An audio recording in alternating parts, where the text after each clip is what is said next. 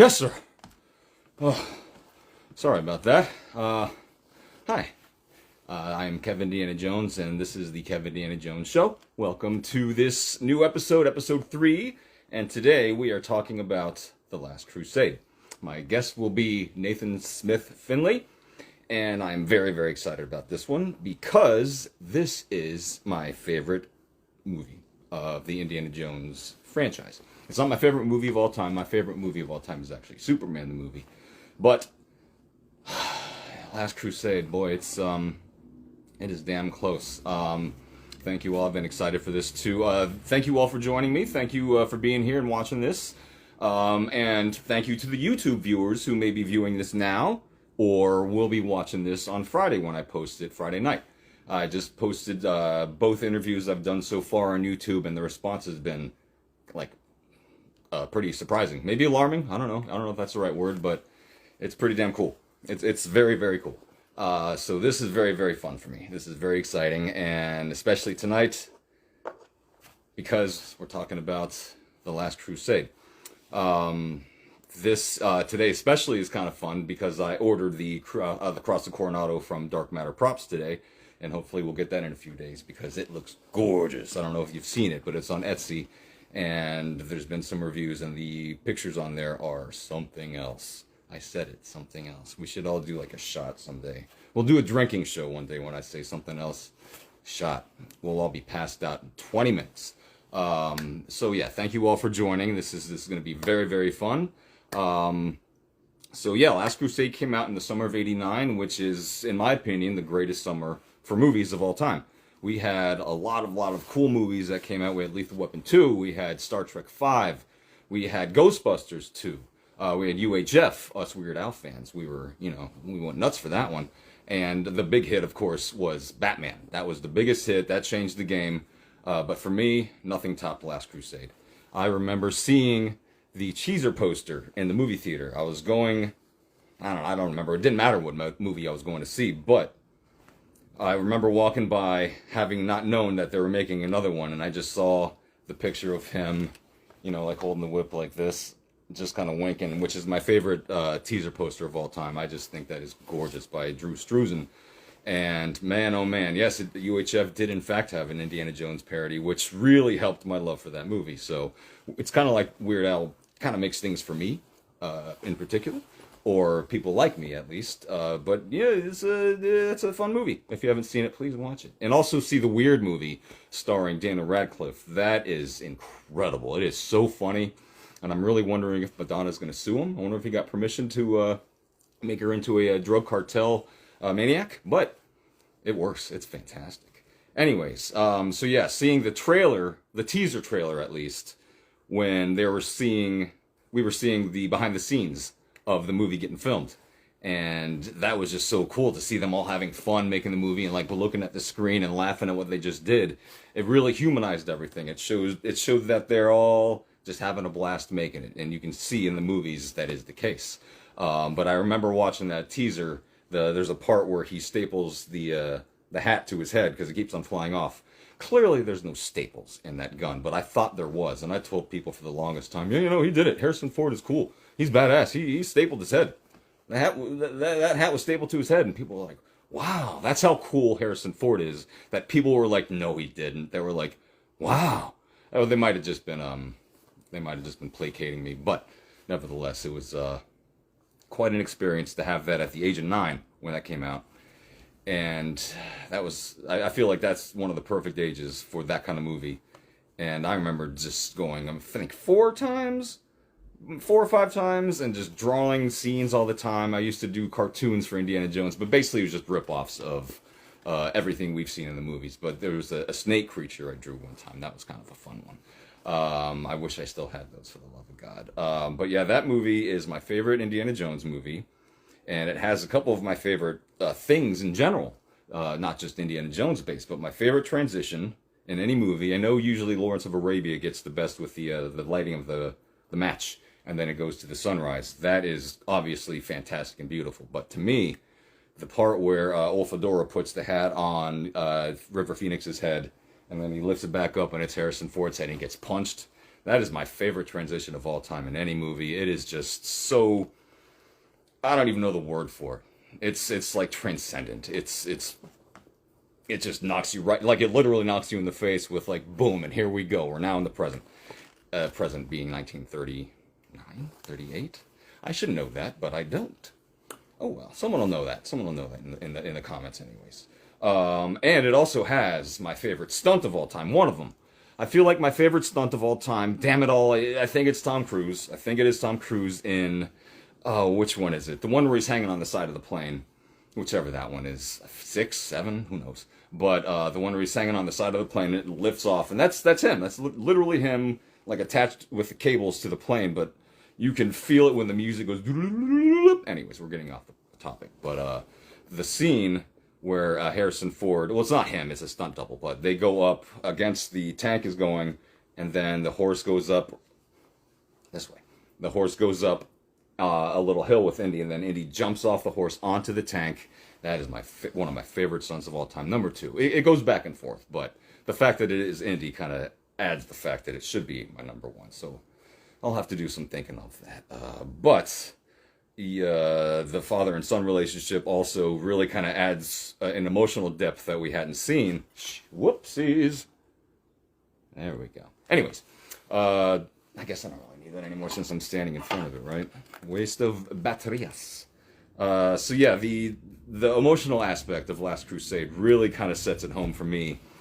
The part at the end when Sean Connery's character, obviously Henry Jones, when Indy's reaching out for the Holy Grail, and he's just about to slip, and Henry knows he might lose him actually for real this time, and he finally says for the first time, Indiana, let it go. And that just stops Indy in his tracks, and he turns around. He's like, holy shit, he just called me Indiana. And that just shows so much depth to everything that's going on, beyond just a fun action movie and everything else. But it touches me. It touches me, and it's the only thing I really cry at. The only part that, I don't always cry, but I tear up at least at that part, because it's just beautiful. Spielberg really did something special with that movie. And it's just so fun. It's fun to watch. As you can tell, I shaved today because I'm normally really, really stubbly. But Last Crusade is not so stubbly, and I think it's because he's going to see his father, so he shaves proper, and he's never really too hairy during it, and that's why he's wearing the tie as well, because he's like, well, if my dad's going to be here, or if I'm going to see him, I better dress up a little bit and look proper. And I think that's a cool little factor. I know I'm making that up, that's not canon, but it's a cool little thing to think about, which is maybe why he is like that. And certainly, obviously, why he's like that later. He shaved just because, to look proper, I suppose. I don't know. But anyways, our guest today, as I said, is Nathan Smith-Finley, and you are all watching the Kevindiana Jones Show. And this is going to be a fantastic show. We're going to talk about the movie. We're going to talk about some of stuff that Nathan has. We'll get this going right now. So if Nathan is out there, or I actually learned how to do this. Hey! There we go. Did that stop it? Shit. I just minimized it. I didn't learn. Oh yeah, it did work. Oh, cool. And my camera's the wrong way. All right, now I'll fix this here. Right. Hey, buddy. Hey, man, how's it going? Good, my friend. How are you? Good to have you. Good to be on the show. This is really exciting. Well, I've been thinking about it all week because it is my favorite movie. I know we've talked many times about it, and the fact that it's you that we've kind of bonded over that movie throughout the past, I don't know, year or so. And that just makes me so happy that we're talking about this today in particular. We're both wearing the proper getup with the tie.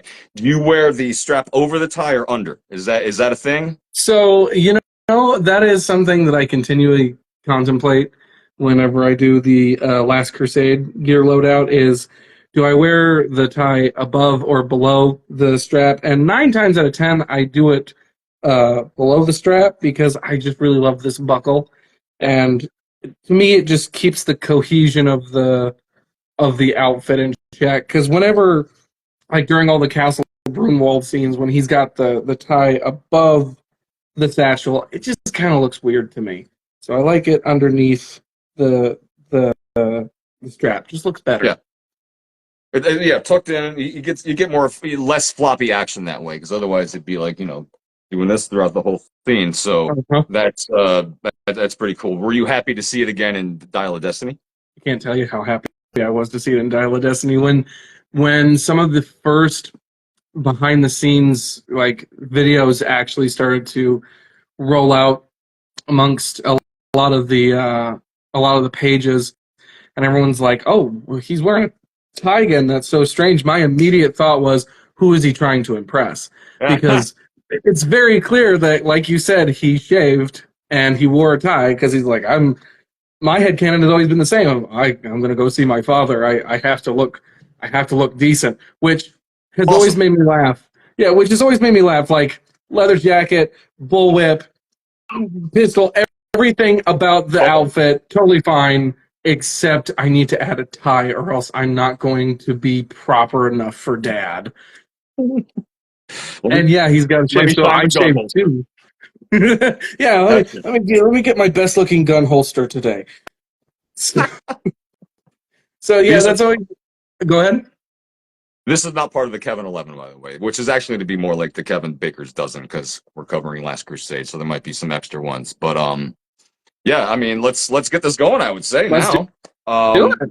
What gear do you have from Last Crusade? Props, gear, whatever. So, I am currently rocking my beautiful Herbert Johnson in Deep Sable Last Crusade, made by Michelle in 2020.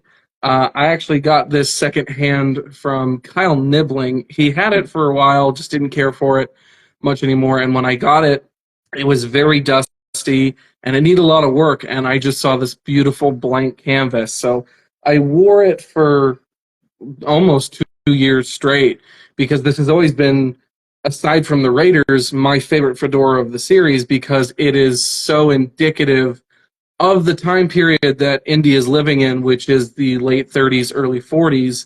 So you would see hats more in this style, and especially with the heavy curl in the brim, because it's very easy to think of like Indy just kind of grabbing his hat like this, or just kind of futzing with the brim when he's sitting around somewhere.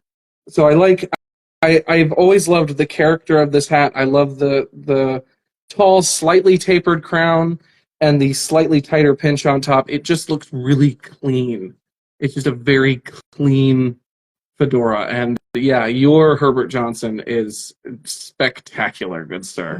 Thank you, my friend. Thank you. It's classy. I think honestly, you It's could very wear this with a suit. classy. You could probably wear most of them with a suit, but this one with like a dark suit, I feel like would be kind of bonkers. Would be really, really good.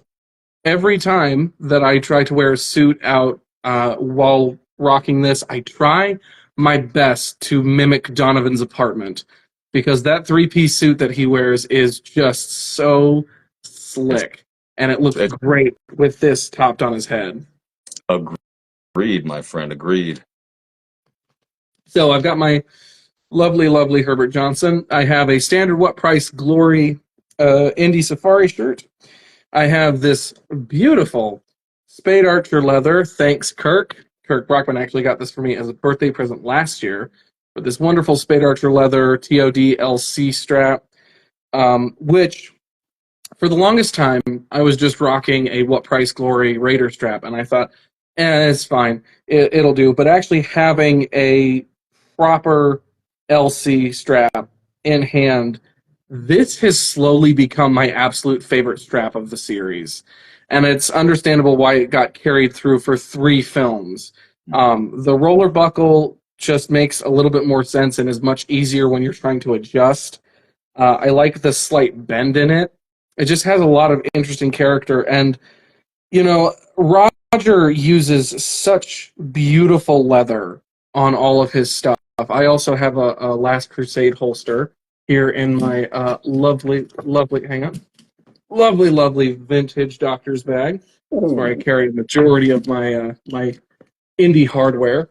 I don't But know why, but that reminds me of Little Shop of Horrors for some reason. I'm not too sure why. I've got this beautiful Spade Archer Crusader holster, and courtesy of Mr. Trent Ryan, I also own this exquisite First World War. I'm so sorry. First World War dated 1918 Webley holster. Authentic. Yes, he is in absolutely beautiful condition. Still has the soldier's name stamped on the back with 1918. And I don't wear this. It's too much of a collector's piece for me. But if I ever get the bravery to put it on, it would really be the best ensemble piece for Last Crusade. But I also have my Cooper sportswear, vintage Cooper, standing in for my LC. I still need to get myself. I'm continually like going back and forth of whether I'm going to do Steel and Jones, Last Crusade, their Smithsonian cut, or the Wested, because I've seen so many legacies, and I think they're just lovely. Yeah. But I also saw Daniel Reiser's Smithsonian jacket not too long ago, and I was floored by how that looked in person. So it's really tough. It's really, really tough. But for now, I have my vintage Cooper, which has so many wonderful Last Crusade bits and pieces about it that it works as a nice stand-in. I also have Dad's Grail Diary, but this is a blank one. I unfortunately do not have a proper replica of Dad's Grail Diary, so I just have this really nice blank for the time being. But in the terms of Grail Diaries, just a second, drop something.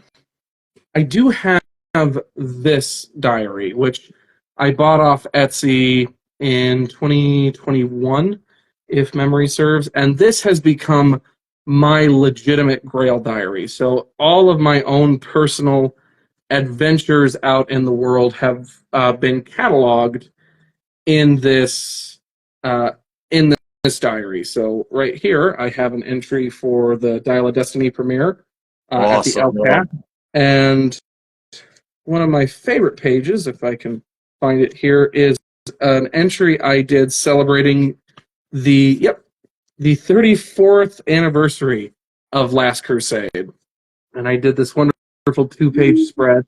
Not finished yet, but I have this wonderful 2-page spread just celebrating what is one of my favorite films of all time, and definitely my favorite Indiana Jones film. You know, Raiders is in a league above its own. Mm-hmm. I think we can all agree about that. It's separate to everything else. But Last Crusade, from the father-son dynamic of Henry and Indy, to the fact that Indy's father is Sean Connery, James Bond, to the fact that they are chasing after the Cup of Christ, which is my other gear piece.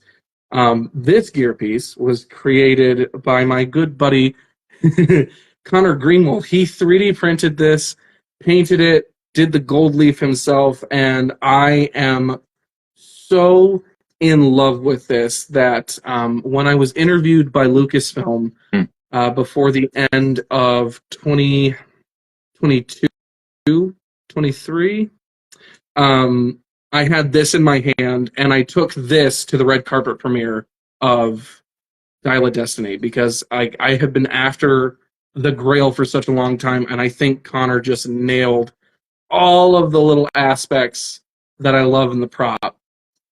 So there's that, and then I do have a Webley itself. I got to pull out my my crystal skull holster for that one. This is real. This is a real one, or not a replica? No, this is a Denex. I have long sought after a real Webley, but I'm very happy with this. This is technically the incorrect Mark IV, as Indy carries around a Army WG with the beautiful bird's head palm grip. Wow, I can't talk tonight. But this is a nice piece just to serve for the time being because it is a Webley, so the silhouette is correct.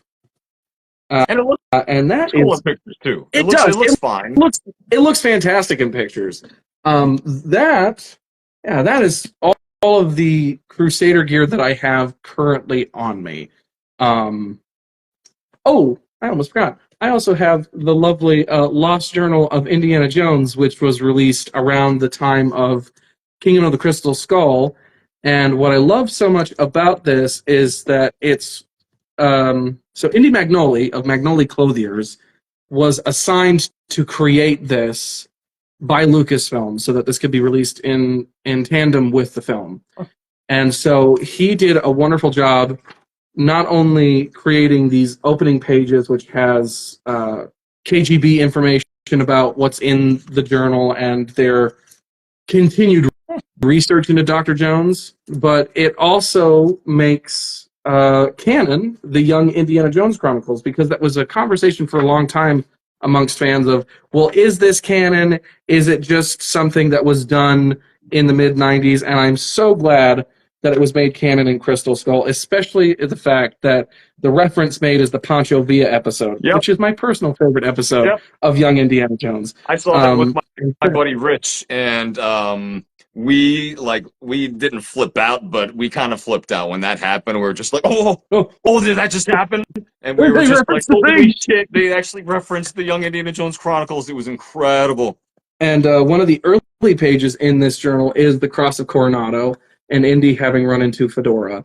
So this is a really, really wonderful book. You can still find copies on like thrift books or eBay. I will say, unfortunately, because of the release of Indy 5, these have now become a little bit more sought after. So they have gotten a little expensive, but I love the fact that I have this because I remember seeing it at the time of Crystal Skull and just saying, nah, I don't really need that.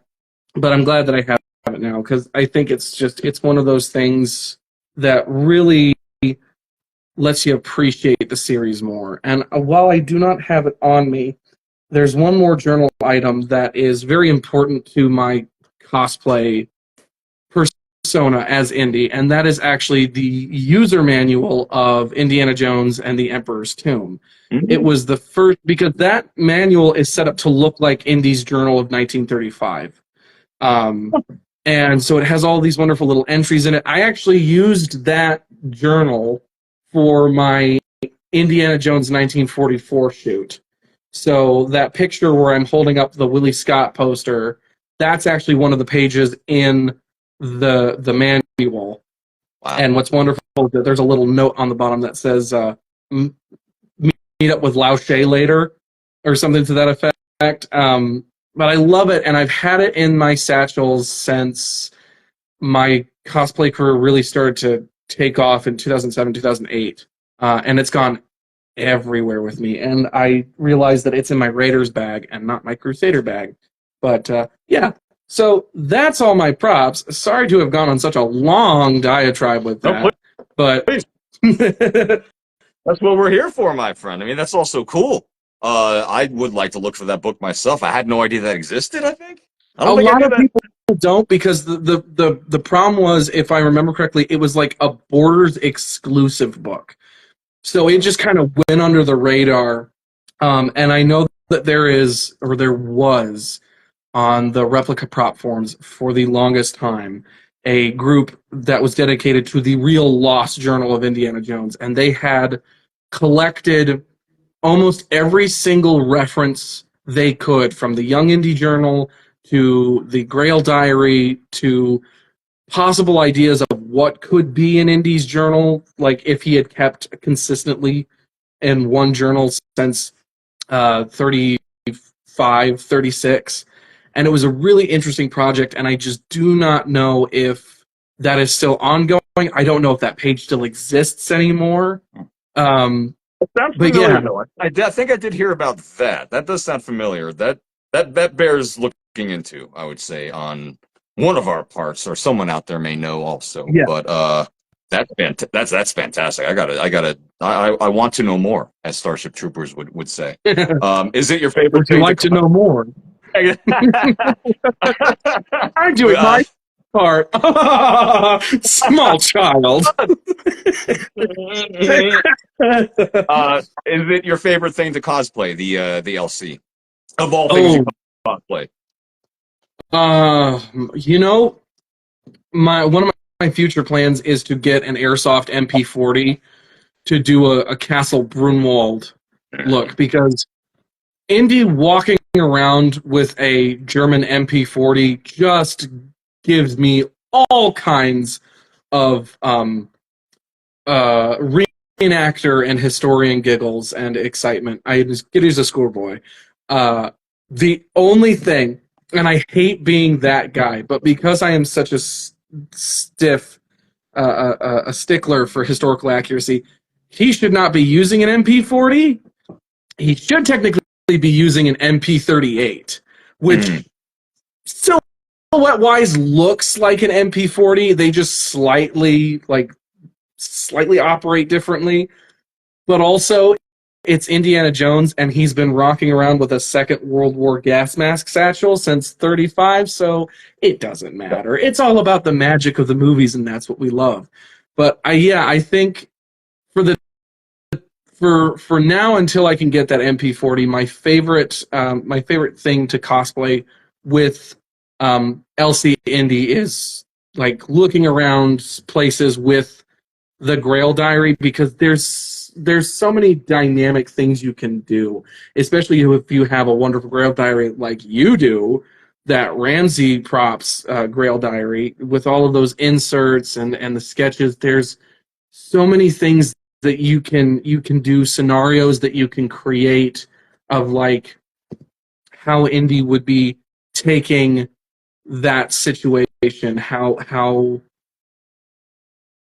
he would approach things. And it's what makes cosplay so fun, because you get to inhabit that skin. And as a fellow actor, you know, there's nothing more fun than thinking in a mindset that is not your own. So being like, okay, how does Indy look for historical artifacts? How does he look for clues to get to his next step? So that's the major fun of doing cosplay with wonderful hand props. I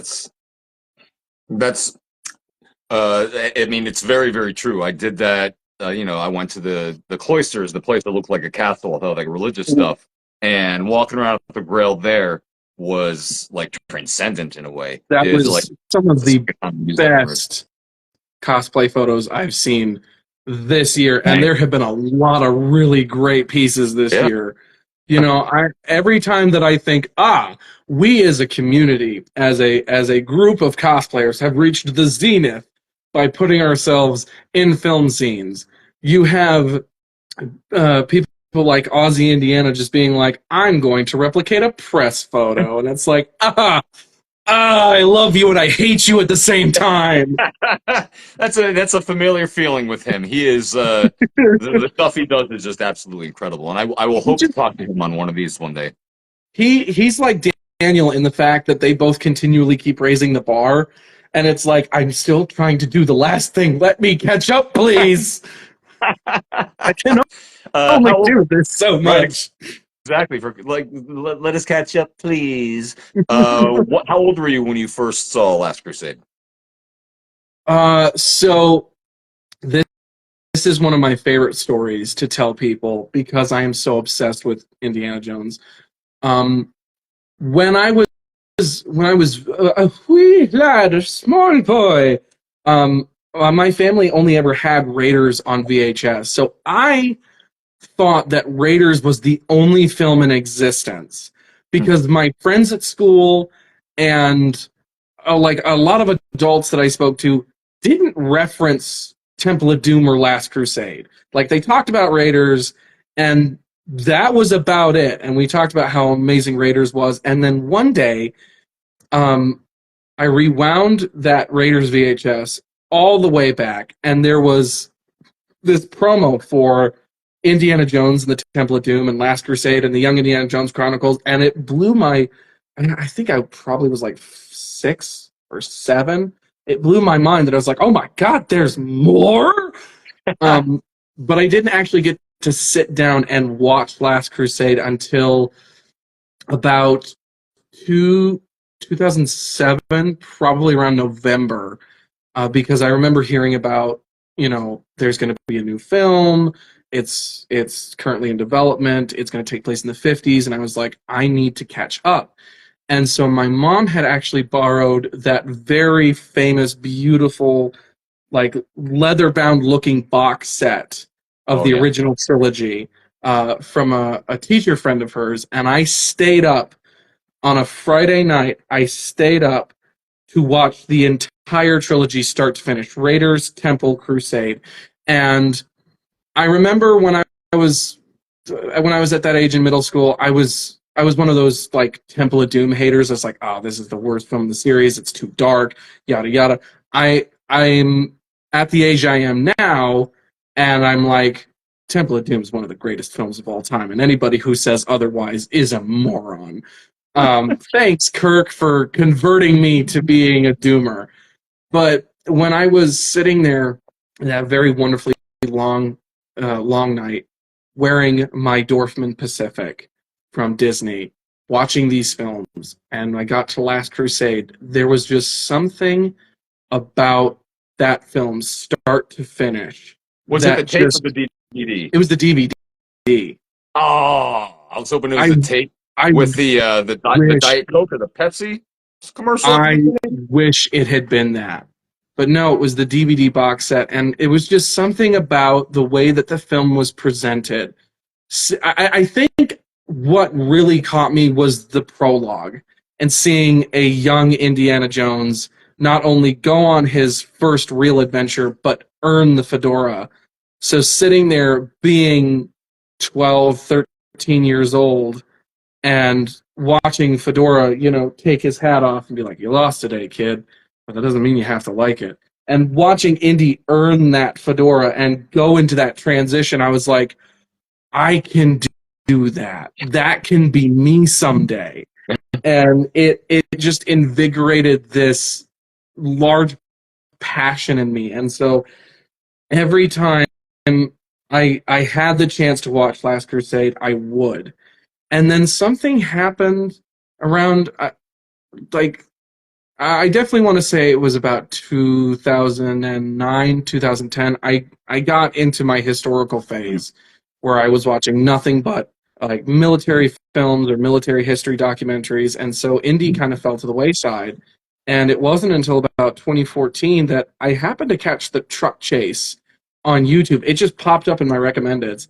And I was like, oh, I haven't seen this in forever. And I watched it and I was like, wow, I forgot how incredible that sequence was.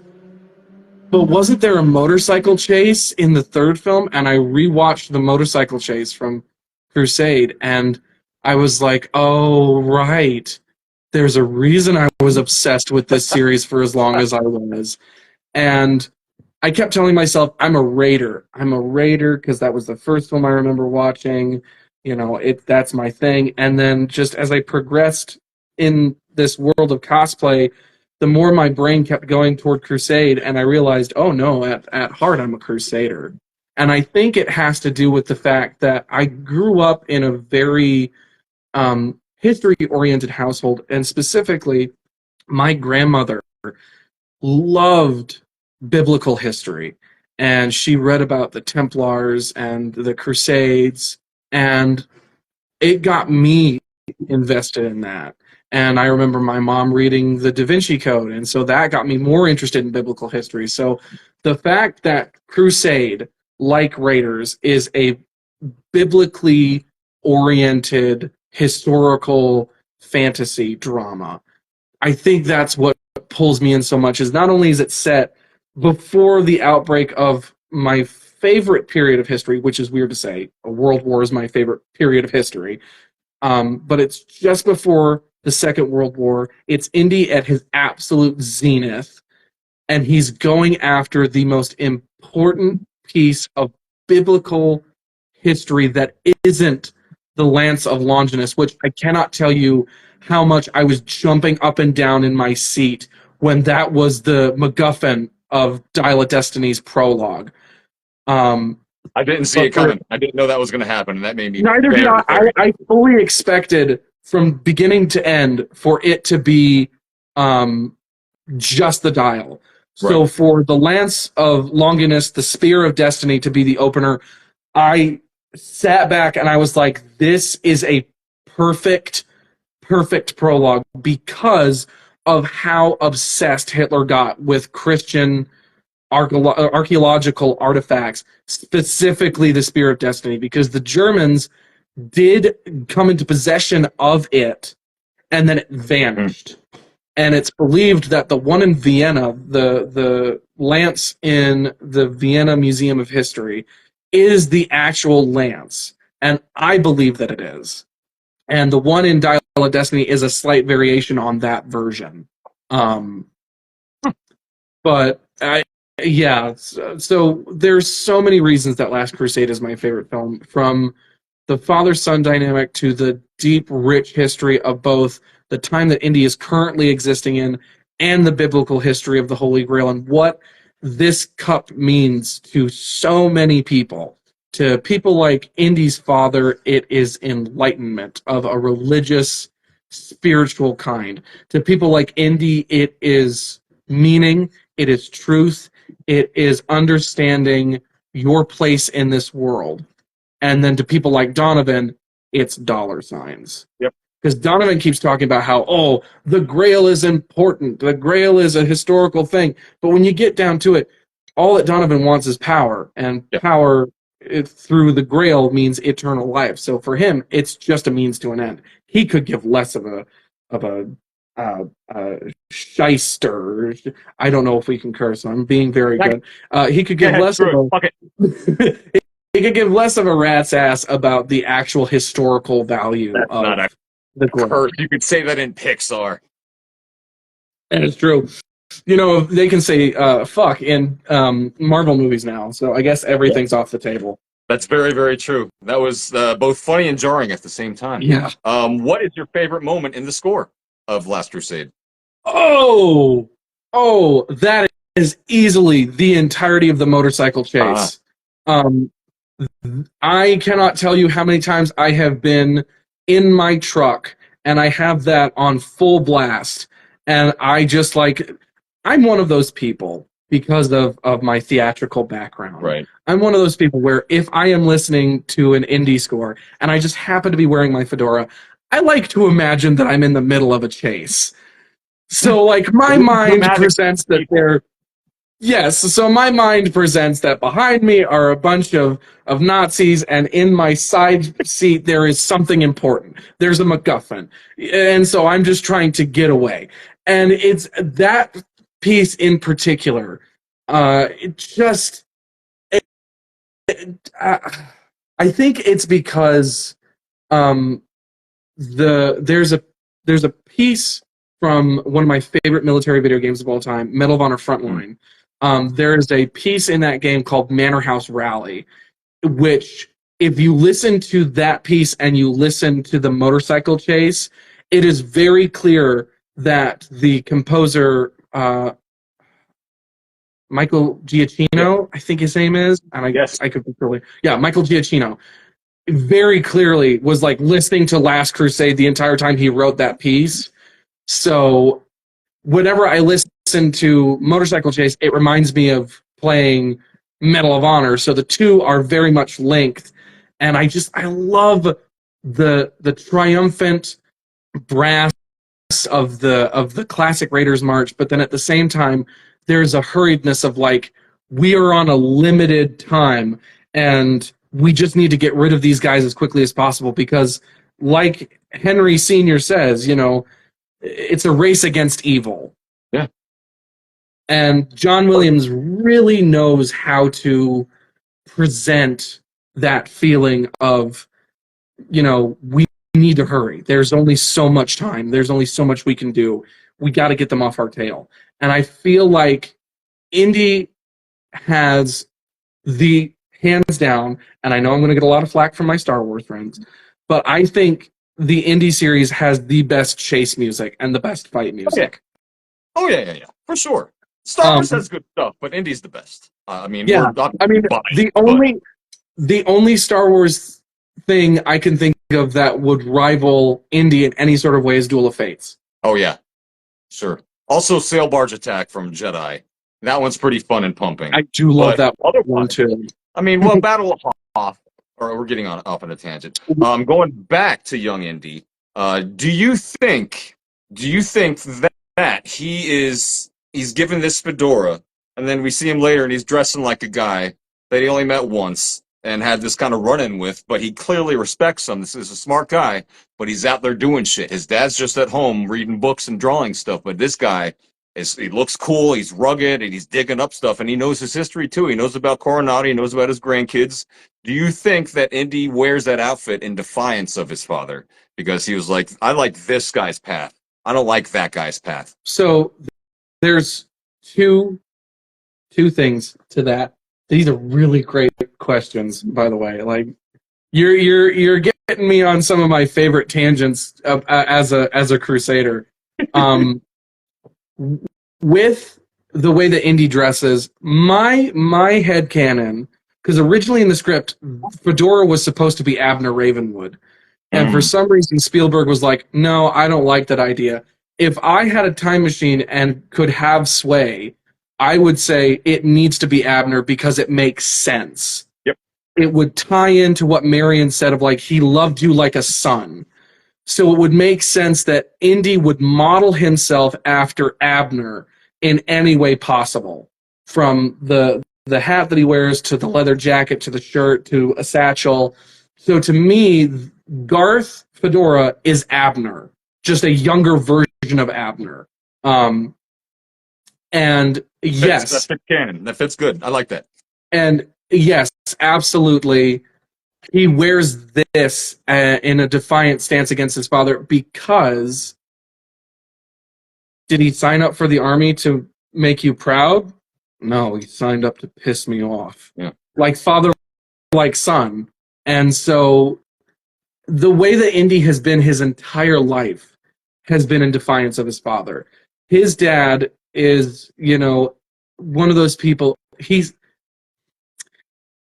a Sackville Baggins in the fact that he would rather spend all of his day in his hobbit hole as to where good old Indy he's a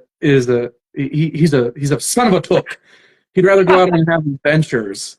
He'd rather be out there and he'd rather see the world because for him to see it, to hold it, to be a part of it, that is what it means to be an archaeologist. It's not sitting around reading every tome imaginable, making little scribbles in a journal. That's how to get from point A to point B. For him, he has to be out in it. That's the only way that he understands how to be, because that was how he was introduced to this world with the Cross of Coronado. Was the only way that I can attain these antiquities, the only way I can keep them safe is if I go after them. I have to be the guy out in the field. Which is why, he's so hung up with Marcus about needing $2,000 for a ticket to Marrakesh. Yeah. He needs that golden idol because for him, it's important.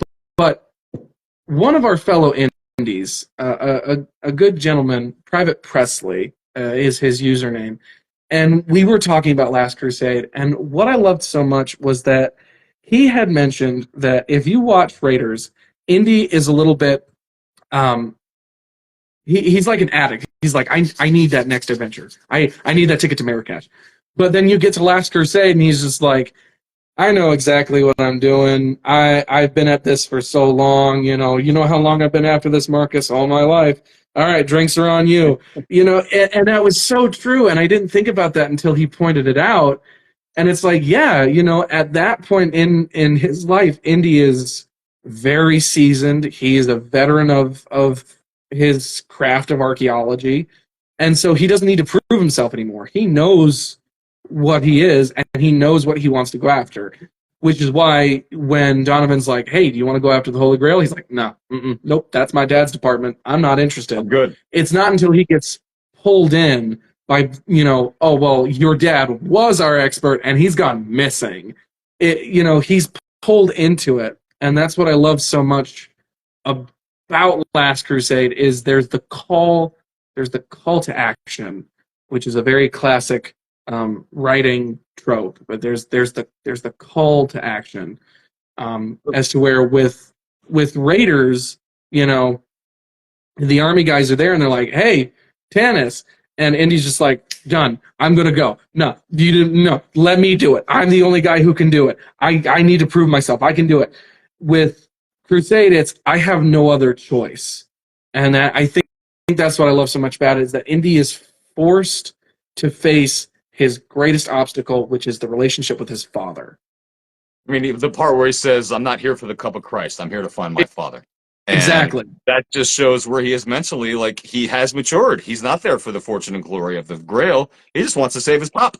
And I think that's exactly. Yeah. Do you think that it's the best supporting cast in the movies?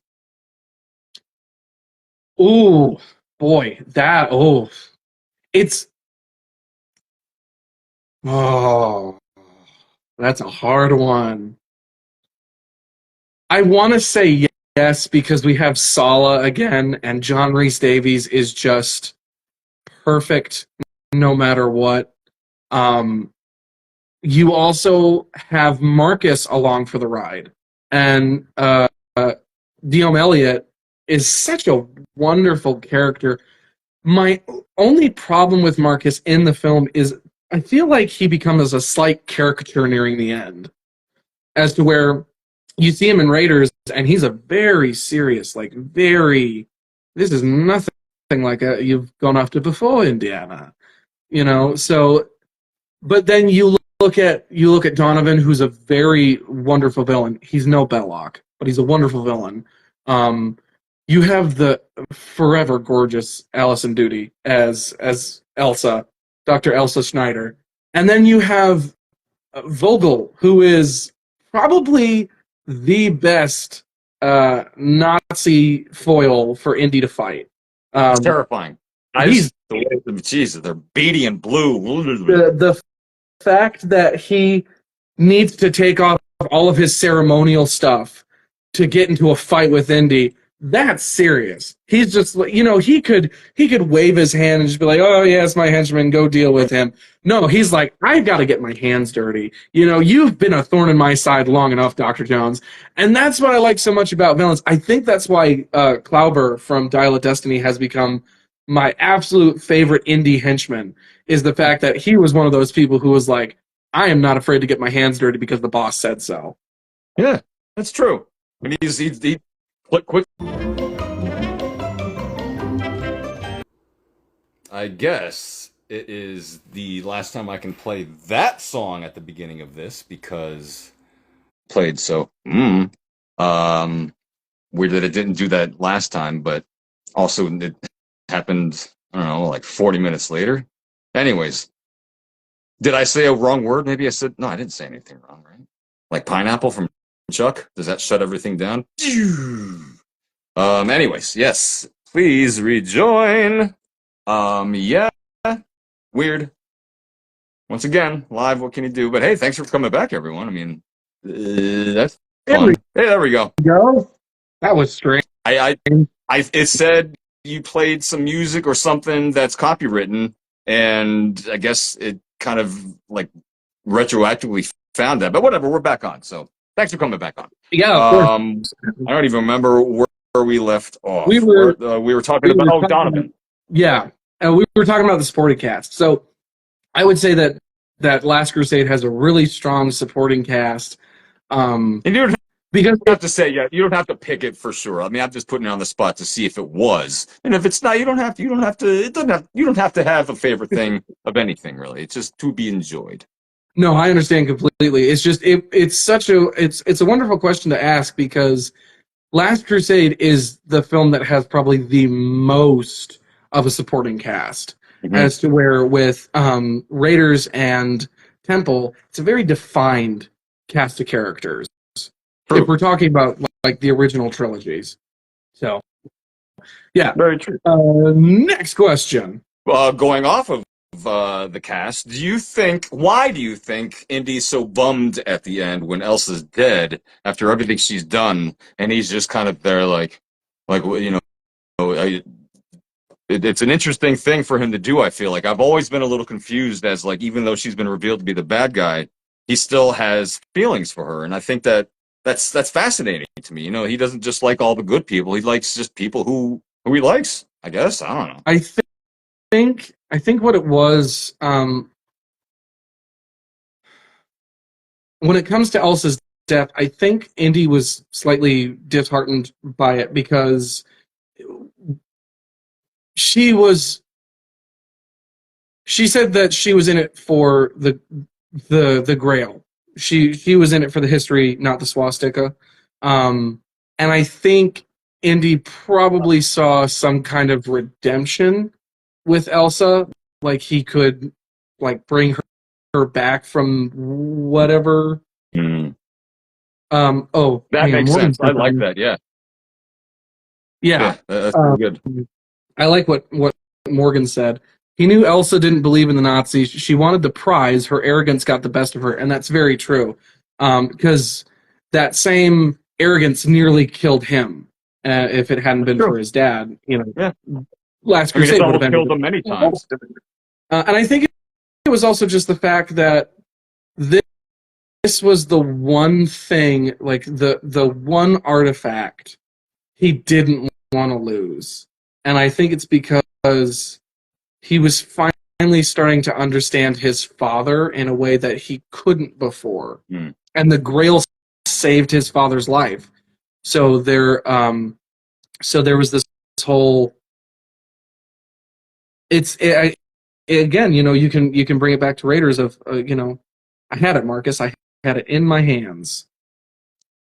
That's how it's sometimes supposed to be with him, I feel like. He's not supposed to get the prize all the time. He's not supposed to get the MacGuffin. Mm-hmm. If you could recreate any scene in the movie, what would it be?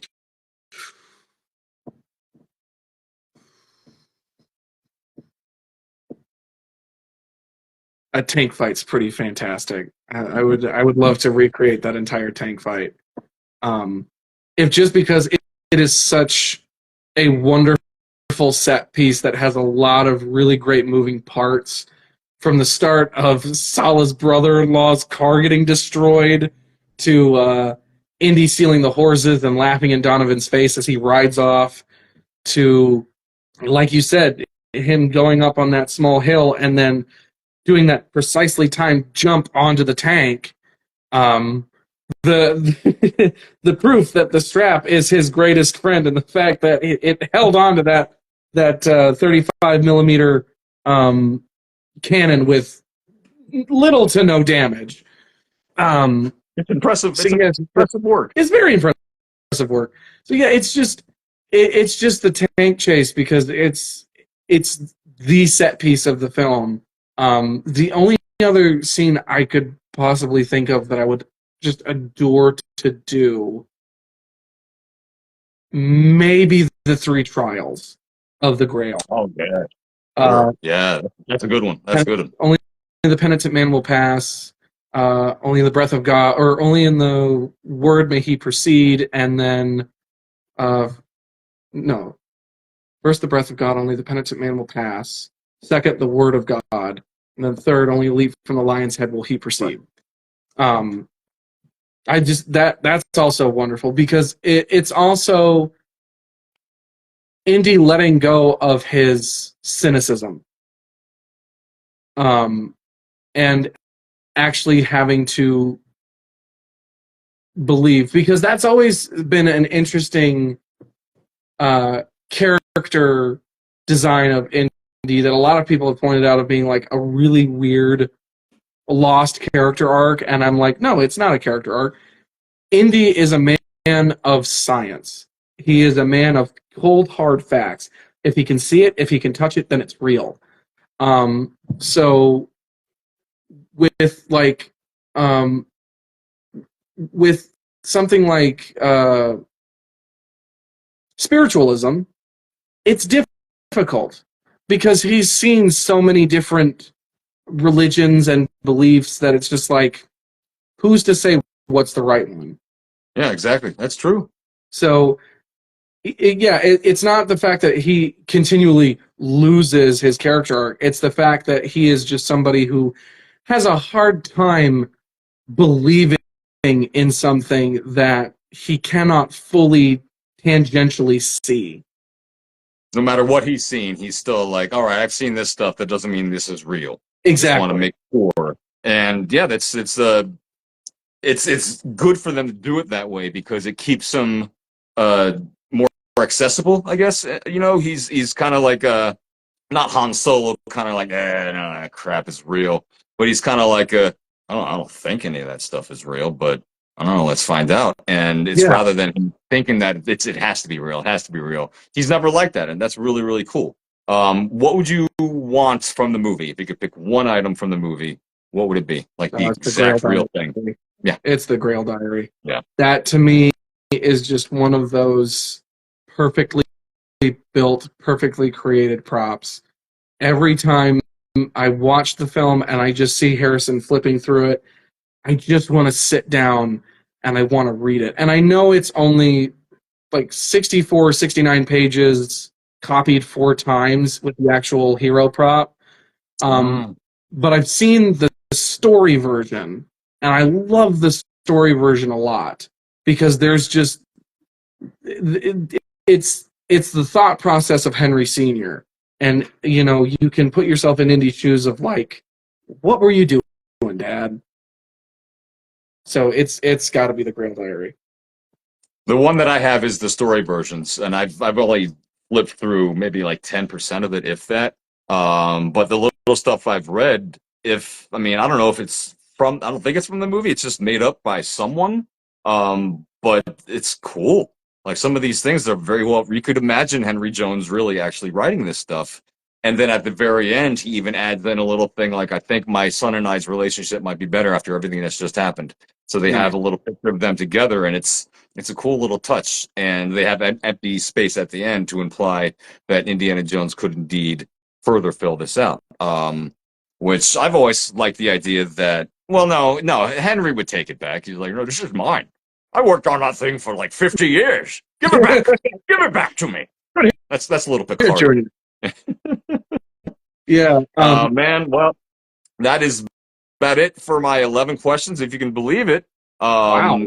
I actually had 13, but we covered them all in our little tangents. Everything I was going to ask has been covered, which is just kind of shows how like-minded we are, because you just got to where I wanted to go, and that's a testament to you, my friend. You are one of those people that you inspired the hell out of me. I see how you just you give yourself. You don't have a facade. You're like you are you, and it's the love that you show and the love that you have for this, and then the love that you can have for other people that just makes everyone really, really embrace you. And you are one of those people that's like a gateway into this drug that is Indiana Jones cosplay. And I'm so glad that I would love you directly into my veins.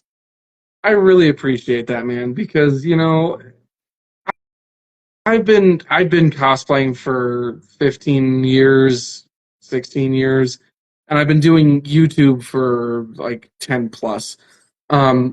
And I always thought that I was kind of like screaming into the ether, that not a lot of people were watching or even interested. And then I have folks like you, and I've had other folks just reach out to me and say, hey, you know, because of this video or because of that, I bought this, or I'm going after that. Or what advice would you give? And I'm just to quote the well-renowned Trent Ryan, I'm just a guy. But it really means a lot to me that people think that you know, I'm an expert, because there are people who are far more knowledgeable than I am. But it still means the world to me that people want to hear what I have to say, that they are interested in my opinion. And I hope, my earnest hope is that whatever advice I give, whatever information I have, helps and is actually, you know, useful to anyone who wants to hear it or know it. Well, I think that kind of sums it up why folks like you do that. I certainly don't feel like any sort of an expert with any of this stuff to the point where I could do any of those kind of videos. But the fact that you do, and there's so many of them, I feel like, honestly, sometimes I feel like Herbert Johnson should send you a free hat and be like, here you go for he's given us a whole lot of business, my friend. Here's a free Jaguar. I don't know, whatever. Oh my God. I would probably faint if anything like that happened. Because like this Crusade fedora, when I got it, I remember being very excited, and I had two others before it. But I told Michelle this after I'd owned it for a couple months. This is not just a hat for me. This feels like I plucked it off of Indy's desk at Marshall College, or even better, what I told Michelle, what it honestly felt like when I had put all of my Crusade gear on and I looked at myself in the mirror.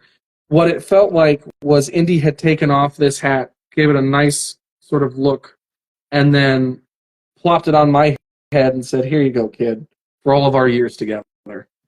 Like, that's what it felt like. And every time I wear this, every time somebody compliments it, I just feel like I walk a little taller. I'm a little closer to one of my greatest on-screen heroes. And the fact that when I actually got to see Harrison only a couple of feet away from me at the premiere, that I was wearing this hat, which is one of the most important pieces in my collection, one of the most important pieces in my life, you know, it made me feel even closer to the man. And this community is full of very wonderful people and very wonderful stories. And I love hearing, you know, stuff like that. But mainly, I was just thanking Michelle for somehow giving that to me. And this hat was not made for me. It was made for someone else. But it feels like it's mine in the time that I've owned it. And I think Michelle has had a saying of, sometimes I make a hat for one person and it just needs to go to somebody else first. It has to go on its own journey. And I think that's what happened with me. And yeah, I adore this hat. I love it. Well, it's a damn good hat. This has been a damn good interview. Thank you for being my third guest, my friend. We will come back around and talk about this. You're a joy. I had to say joy.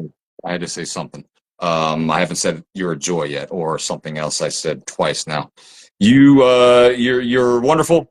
Thank you so much, and we will talk soon, my friend. Thank you for being my guest. Absolutely. Thank you for having me, man. Of course. Have a good night, my friend. Thank you. Too. Alrighty. Well, that was excellent. My favorite movie of the Indiana Jones franchise, Last Crusade. That was our talk. That was Nathan Smith-Finley. And if you want to talk about Last Crusade, you talk about that with him. I still feel like I said, I'm not an expert on any of this stuff. I know a good amount of things. And we're all just here to learn and have fun and just keep things positive in this nuts world of ours. All we can do is put on a hat and say, all right, what the hell is next? I'll see you all soon. See you guys soon. Thank you all for watching. I really appreciate you. And have a great night. Fortune and glory.